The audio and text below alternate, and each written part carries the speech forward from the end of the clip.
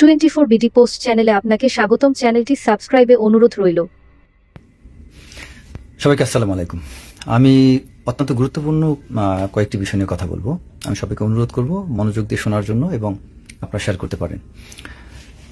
আমি তিনটি বিষয়ে ফোকাস করব। বর্তমান পরিস্থিতিতে আমরা যে বিষয়গুলো দেখতে পাচ্ছি, ইসকন তথা আমাদের রাজনৈতিক যে বিষয়গুলো, আমি এই বিষয়টাকে কম্পেয়ার করব মোদিস হিন্দুত্ববাদ থিওরির সাথে।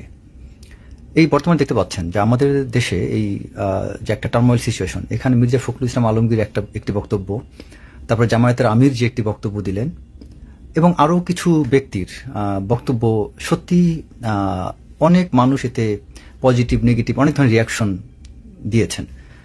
আমার কথা হচ্ছে যে কিছু বিষয়ে আপনি যদি মনে করেন যে আপনার দায়িত্বপূর্ণ জায়গা থেকে আপনি অনেক কথা বলা ঠিক হবে না, তাহলে আপনি সেটার বিরুদ্ধে কথা বলার দরকার নেই, আপনি চুপ থাকেন। যেমন ফখরুল ইসলাম আলমগীর যে কথাটা বললেন যে ইসকন নিয়ে তিনি যে মন্তব্য করেছেন, কিছুদিন আগে প্রথম আলো নিয়ে যে মন্তব্য করেছেন, আমি বলবো যে হ্যাঁ, তার জায়গা থেকে তিনি কখনো উস্কানিমূলক কথা বলতে পারেন না, দ্যাটস ট্রু। আবার একই সাথে তাকে বুঝতে হবে এই মুহূর্তে যে নতুন সরকার গঠন হয়েছে, এই সাফল্যটা কাদের হাত ধরে?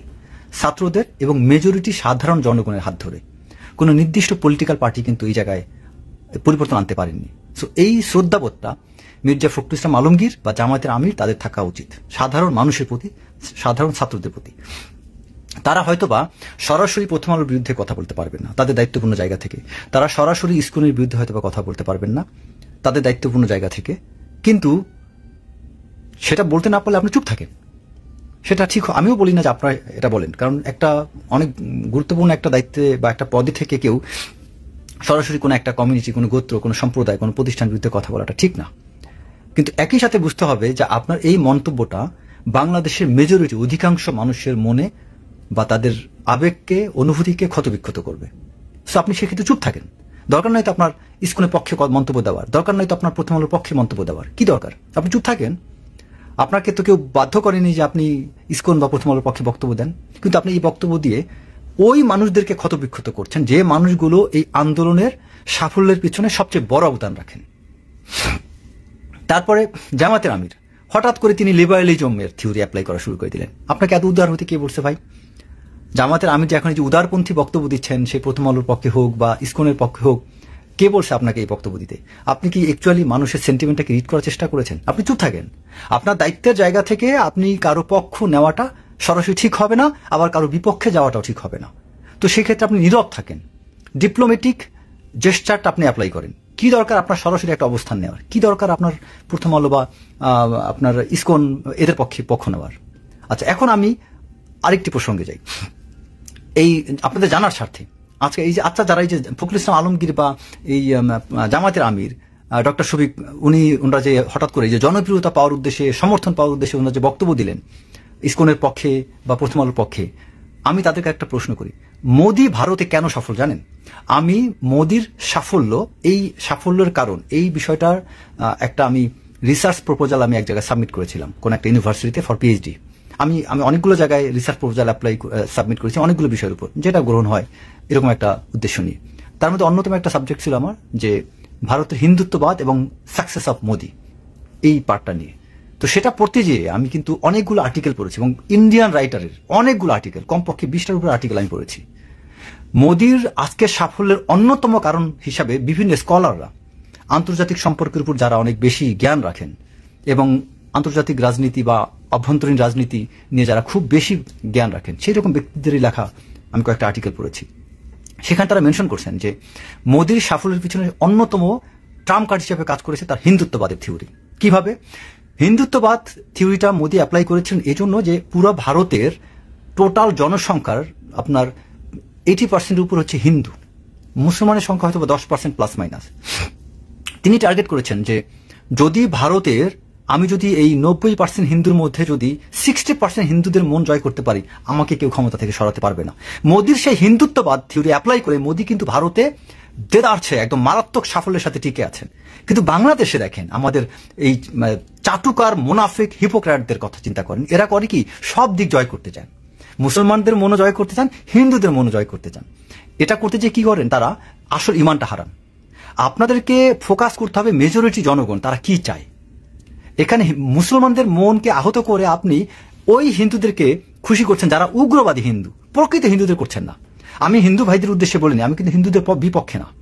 আমার কথা হচ্ছে যে আমাদের দেশের অধিকাংশ হিন্দু যারা, তারা কিন্তু আমাদের সাথে খুব সুসম্পর্ক বজায় রেখে চলেন। আমারই ঘনিষ্ঠ কতগুলো হিন্দু বন্ধু আছে যাদের সাথে অত্যন্ত শ্রদ্ধার সম্পর্ক, এবং উচ্চবর্ণীয় হিন্দু। আমার যত হিন্দু বন্ধু বান্ধব আছে অধিকাংশই চক্রবর্তী বা ওই যেটা হচ্ছে ব্রাহ্মণ, খুবই ক্লোজেস্ট আমার হিন্দু কয়েকজন ফ্রেন্ড আছেন। তাদেরকে কখনো দেখি না যে এই বিষয়গুলো নিয়ে তারা এই যে ইসকন টাইপ বিষয় নিয়ে আপনার উস্কানিমূলক কোনো কাজকর্ম করে। তার মানে আমাদের দেশের সত্যিকার অর্থে রক্ষণশীল হিন্দু যারা, তাদের নিয়ে কিন্তু প্রবলেম নেই। প্রবলেম কাদের নিয়ে? উগ্র হিন্দুরা, যারা ইসলাম বিদ্বেষী বা মুসলমান বিদ্বেষী বা যারা বাংলাদেশের বিরুদ্ধে, যারা ভারতের পক্ষে।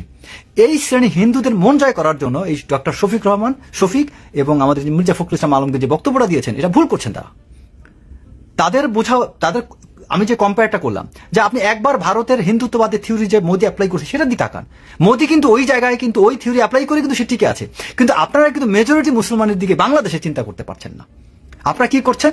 আজকে উল্টা আরো আহম্মকের মতো কাজ করছেন। বাংলাদেশে যে মেজরিটি, বৃহৎ জনসংখ্যা, সবচেয়ে যে ছাত্র আন্দোলনের 100% যারা এই বাংলাদেশের যে জাতীয়তাবাদের থিওরি, বাংলাদেশের দেশপ্রেম বা মুসলমানদের অনুভূতি, এটা নিয়ে যারা আজকে এই আন্দোলনটাকে সফল করলেন, সেই ব্যক্তিদের বিরুদ্ধে যে সামান্য কিছু ব্যক্তিকে আপনারা খুশি করার জন্য কি সুন্দর বক্তব্য দিয়ে যাচ্ছেন, এতে তামাশা কি হতে পারে?